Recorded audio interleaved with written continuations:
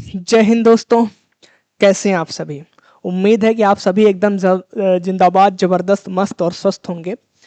आपका देखा जाए तो एक बहुत ही महत्वपूर्ण अपडेट निकल कर आ रही है यूपी ट्रिपल एससी से, जो कि कनिष्क सहायक मुख्य परीक्षा के लिए है। आइए इस पे हम ऑफिशियल पे चर्चा करते हैं। जो आपकी ऑफिशियल नोटिस दी हुई है उसके अकॉर्डिंग कितने पद हैं, कैसे फॉर्म भरना है, फॉर्म की तिथि क्या है और किस किस सिस्टम पे आपको इसको फॉलो करना है।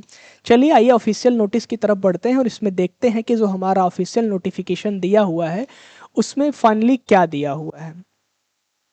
देखिए, जो आपके इस विज्ञापन की प्रकाशन तिथि की बात करें तो ये आपका आज ही यानी कि 26 नवंबर को ये आपका प्रकाशन तिथि है इसकी। और देखा जाए तो अगर इसमें बात करें हम ऑनलाइन आवेदन की, इसका देखा जाए नोटिफिकेशन आज आउट हो रहा है, लेकिन अगर बात करें कि हम इसमें ऑनलाइन आवेदन कब से कर सकते हैं तो वो आपका जो है 23 दिसंबर 2024 से प्रारंभ होने वाला है। बात करें वहीं अगर हम कि इसका जो आवेदन की अंतिम तिथि है वो आपका 22 जनवरी 2025 को है।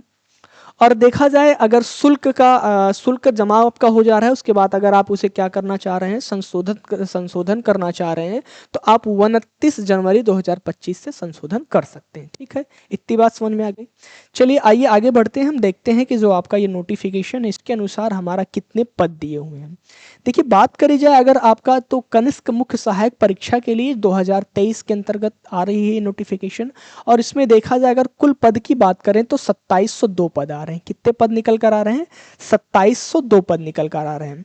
तो इसके बाद होता क्या है कि आपका ये तो पद आ गया, लेकिन इसके लिए अभी आपने देखा होगा कि आपका जो पीईटी एग्जाम होता था, प्रारंभिक अर्हता परीक्षा, उसी के आधार पर ये फॉर्म भरा जाएगा।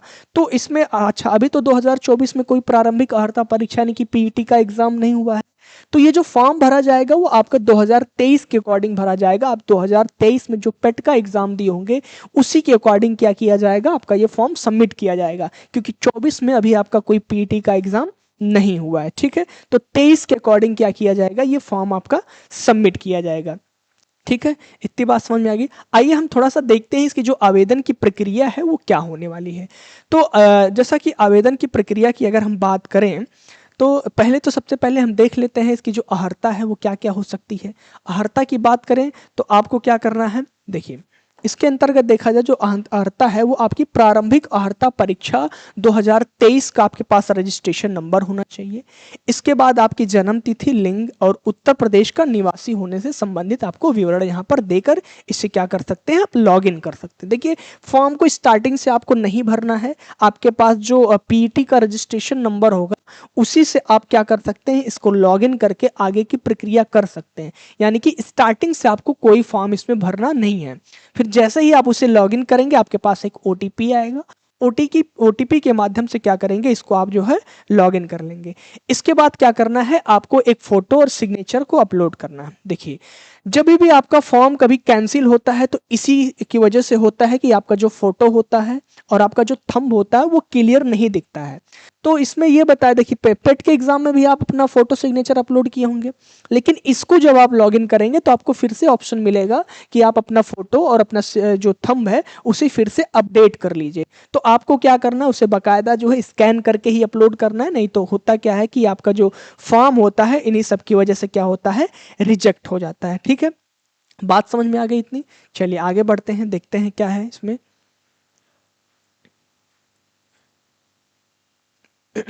अब बात करें हमें इससे शुल्क की। जैसा कि शुल्क की बात करी जाए तो इसका शुल्क में देखा जाए तो बहुत ज़्यादा आपको इसमें शुल्क अभी नहीं देना है, क्योंकि ये अभी एक आपसे फॉर्म भरवाया जा रहा है। इसके बाद क्या होगा, इसकी शॉर्ट लिस्टिंग होगी। अगर शुल्क की बात करी जाए तो जो शुल्क है वो सभी के लिए अभी यहाँ पे समान शुल्क रखा गया है।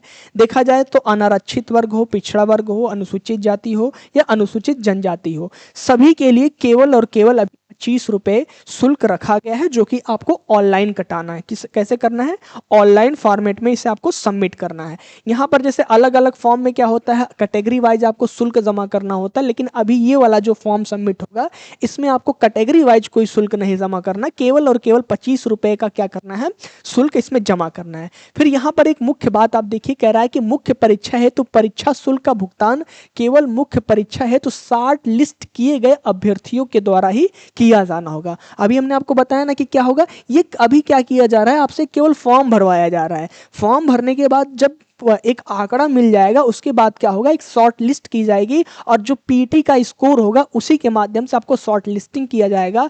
तत्पश्चात क्या होगा, आपका जो नया शुल्क आएगा उसे आपको बाद में पेमेंट करना होगा, और वो पेमेंट केवल वही अभ्यर्थी कर सकते हैं जिनका शॉर्ट लिस्ट में क्या होगा, नाम होगा। तो सभी को यह अवसर नहीं मिलने वाला है कि ये जो पद आए हुए हैं, जो वैकेंसी आई हुई है, सब उसमें प्रतिभाग कर सकते हैं, सब नहीं कर सकते हैं। अभी अभी हालांकि सब कर सकते हैं, लेकिन जो फाइनल मेरिट आएगी, फाइनल कट ऑफ आएगा, फाइनल लिस्ट आएगी, उसके अकॉर्डिंग होगा। ठीक है, ये बात समझ में आ गई।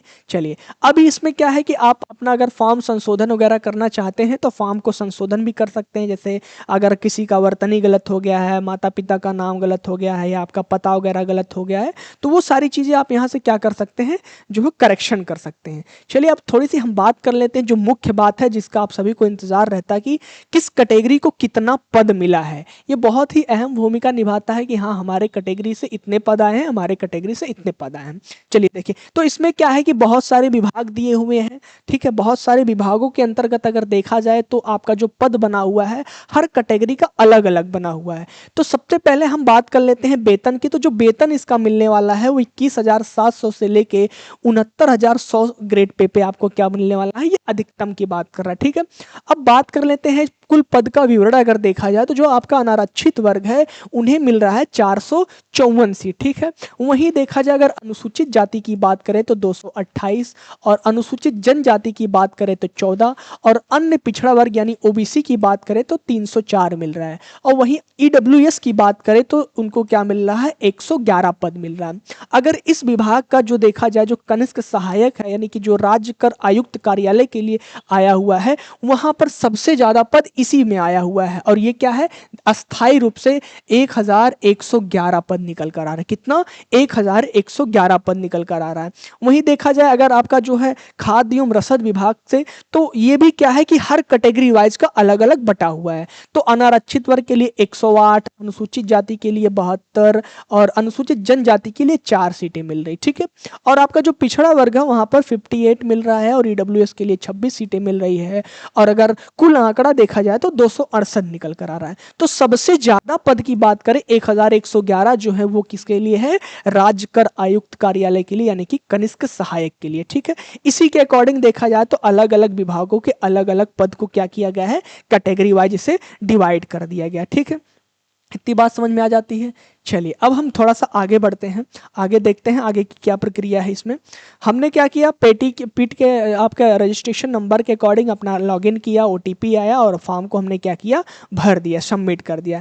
इसके बाद हमारा क्या होगा, एक फाइनल कट ऑफ बनेगी, जितने भी फॉर्म भरे जाएंगे उसी के अकॉर्डिंग क्या होगा, जो हमने 2023 का पीईटी फॉर्म भरा था, एग्जाम दिया था, उसके अकॉर्डिंग क्या होगा, हमारी फाइनल कट ऑफ बनेगी। इसके बाद हम क्या करेंगे, फिर से हमारा एक फॉर्म आएगा, फिर से जब कट ऑफ आ जाएगी इसके बाद क्या होगा, हम इसका फॉर्म भरेंगे और उसके अकॉर्डिंग शॉर्ट लिस्टिंग होगी, तब जाके हम पेमेंट कटाएंगे और हमारा फाइनल एग्जाम होगा। ठीक है, ये बातें समझ में आ गई। चलिए, अब थोड़ी सी आगे बढ़ते हैं, देखते हैं इसमें क्या है फाइनल।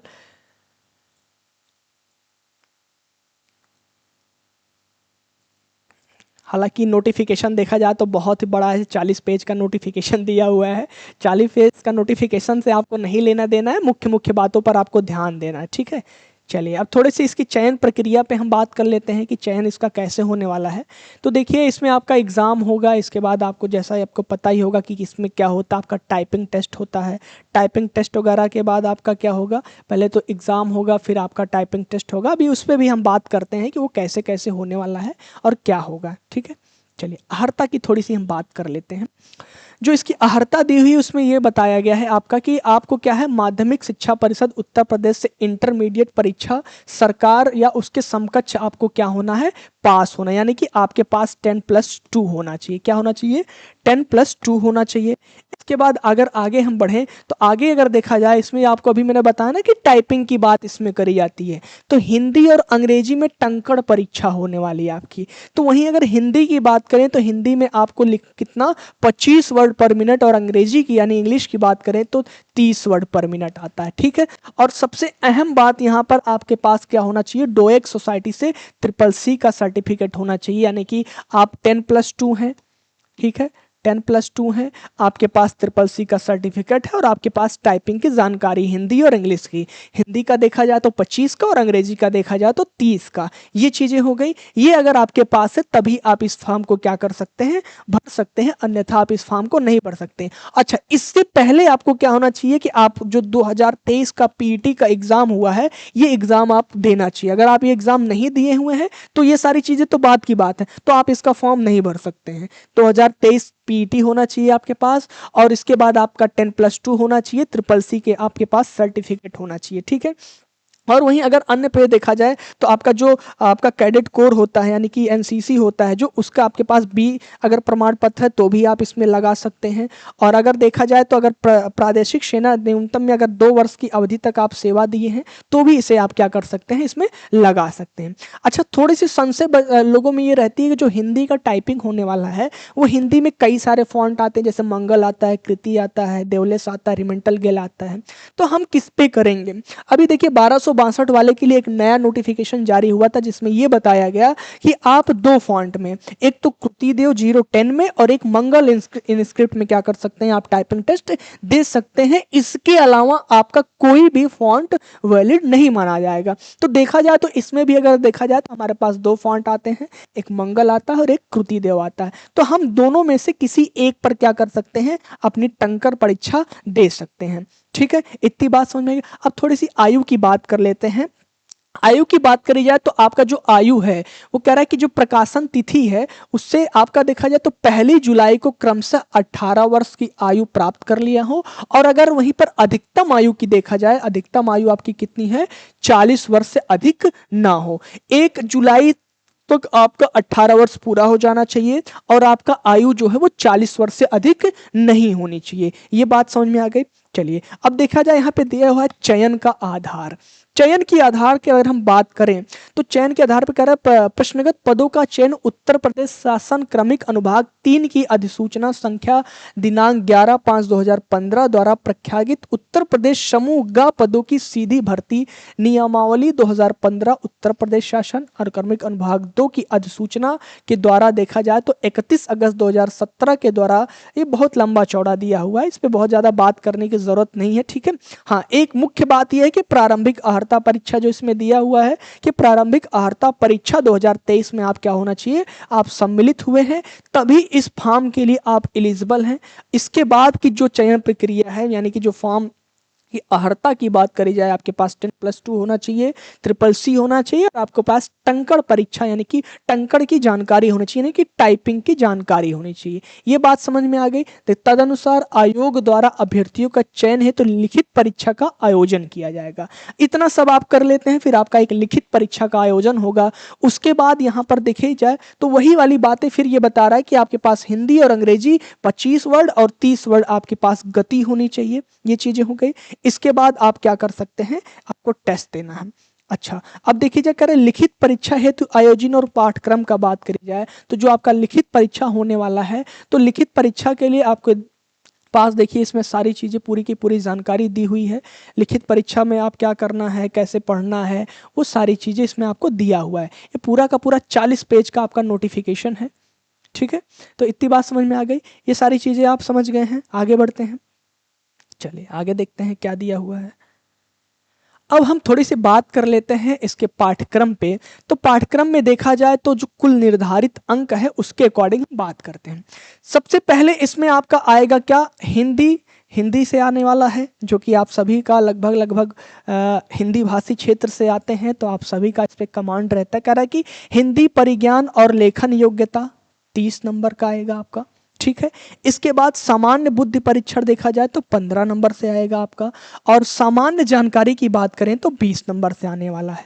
और अगर वहीं बात करी जाए कंप्यूटर एवं सूचना प्रौद्योगिकी की बात करी जाए तो यहाँ पर आने वाला है आपका 15 नंबर का, जिससे बच्चे बार बार भागते हैं। मैं बार बार हर नोटिफिकेशन में लगभग बताता हूँ कि कंप्यूटर से अगर आप वंचित हैं तो समझ लीजिए आप 100 शताब्दी पीछे चले जा रहे हैं। कंप्यूटर से वंचित नहीं रहना, क्योंकि ऐसा कोई एग्जाम ही नहीं रह गया है कि जिसमें आपसे अब कंप्यूटर से क्वेश्चन ना पूछे। यहाँ पर देखिए लिखित तौर पे दे दिया कि 15 नंबर आपका होना चाहिए, यानी कि 15 क्वेश्चन आपका किससे आएगा, कंप्यूटर से आएगा। फिर कह रहा उत्तर प्रदेश राज्य से संबंधित यानी कि यूपी स्पेशल की बात करी जाए तो यहाँ से 20 नंबर का आपका आने वाला है, और टोटल योग देखा जाए तो 100 नंबर का। और टाइम की बात करी जाए तो आपको 2 घंटे का टाइम दिया जा रहा है। ठीक, इतनी बात समझ में आ गई। 100 क्वेश्चन आएंगे, 100 नंबर के होंगे, 2 घंटे का आपके पास टाइम होगा। बात समझ में आई? चलिए, इतनी बात समझ में आ गई। अच्छा, एक चीज और ध्यान देना है कि इसमें क्या है कि नेगेटिव मार्किंग भी करी गई है। आपका क्या है 1/4 है, अगर देखा जाए तो कितना 1/4 आपका क्या है नेगेटिव मार्किंग है। ठीक है, इतनी बात समझ में। अब यहाँ पर देखिए हर चीज का क्या किया गया है, आपको सिलेबस दिखा दिया गया है कि हम भैया कहाँ कहाँ से पूछने वाले हैं। ठीक है, तो जैसे कंप्यूटर से देखिए दे दिया गया है कि हम स्प्रेडशीट से पूछेंगे, ईमेल से पूछेंगे, सोशल नेटवर्किंग, गवर्नेंस इत्यादि से पूछेंगे। तो सभी का क्या किया है, हर सब्जेक्ट का अपना अपना ये सिलेबस दे दिया हुआ है। इसके अकॉर्डिंग आप क्या करेंगे, अपनी तैयारी जारी रखेंगे। बात समझ में आई? देखिए, जहां भी सर्टिफिकेट मांगता है कंप्यूटर से संबंधित, वहां समझ लीजिए कंप्यूटर से क्वेश्चन पूछना तय है।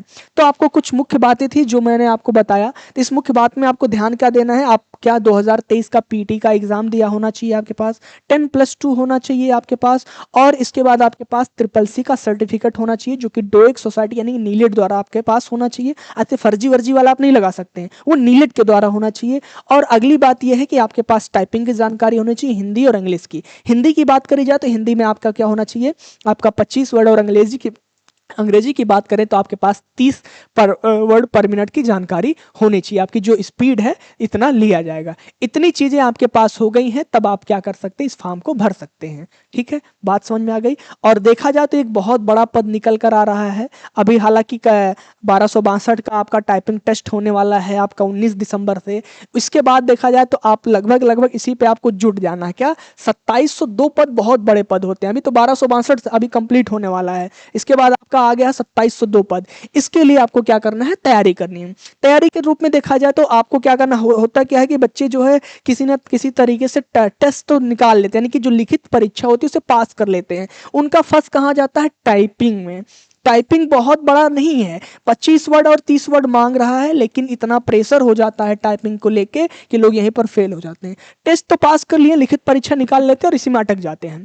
तो इसके लिए क्या करना है, आपको कहीं नहीं जाना है। हमारा पता है नेशनल जीनियस इंस्टीट्यूट चांदपुर सलहोरी, हमारे यहाँ बाकायदा हर एग्जाम से रिलेटेड टाइपिंग टेस्ट कराया जाता है। अगर आपने टाइपिंग टेस्ट को आप और बेहतर करना चाहते हैं तो आप हमारे यहाँ ज्वाइन कर सकते हैं। पूरा बाकायदा हर एग्जाम से रिलेटेड चीजें यहाँ पे कराई जा रही हैं। और सबसे अहम बात, 15 नंबर का आपका यहाँ पे क्या हो रहा है कि 15 नंबर का कंप्यूटर से क्वेश्चन आने वाला, किससे, कंप्यूटर से 15 नंबर का आने वाला है। तो देखा जाए अगर कंप्यूटर से 15 नंबर पूछ रहा है तो वो बहुत बड़ा चीज होता है 15 नंबर। तो वो सारी चीजें जो सिलेबस है उसके अकॉर्डिंग हमारे यहाँ भी क्लासेस चलती हैं, जिसे आप फंडामेंटल के अंतर्गत रख सकते हैं। तो पूरा का पूरा बाकायदा हमारे यूट्यूब के माध्यम से भी आपको कराया जा रहा है। डेली जो है 10-15 पे हमारे यहाँ रात को लाइव क्लासेस रहती हैं, उसको जोड़ के उस पर आप जुड़ के क्या कर सकते हैं, वो सारी चीजें को कंप्लीट कर सकते हैं। ठीक है, तो ये थी छोटी सी जानकारी आपके लिए। ठीक है, तो बात समझ में आ गई। चलिए, तो आज के नोटिफिकेशन को हम यहीं तक रखते हैं, आज की जानकारी को, जो कि आपके लिए बहुत ही महत्वपूर्ण था। तो अगर आप सभी को ये जानकारी कामगार लगी हो तो आपको क्या करना है, अपने दोस्तों तक पहुंचाना है, ताकि उन्हें भी क्या हो सके, इससे मदद मिल सके। और सबसे बड़ी बात, हमारे यहाँ जो टाइपिंग की क्लासेस चल रही है, कंप्यूटर की क्लासेस चल रही हैं, वो सारी चीज़ से वो अवगत हो सके। ठीक है, तो चलिए आज का सेशन यहीं तक रखते हैं। तब तक के लिए जय हिंद, जय भारत, स्वस्थ रहें, मस्त रहें।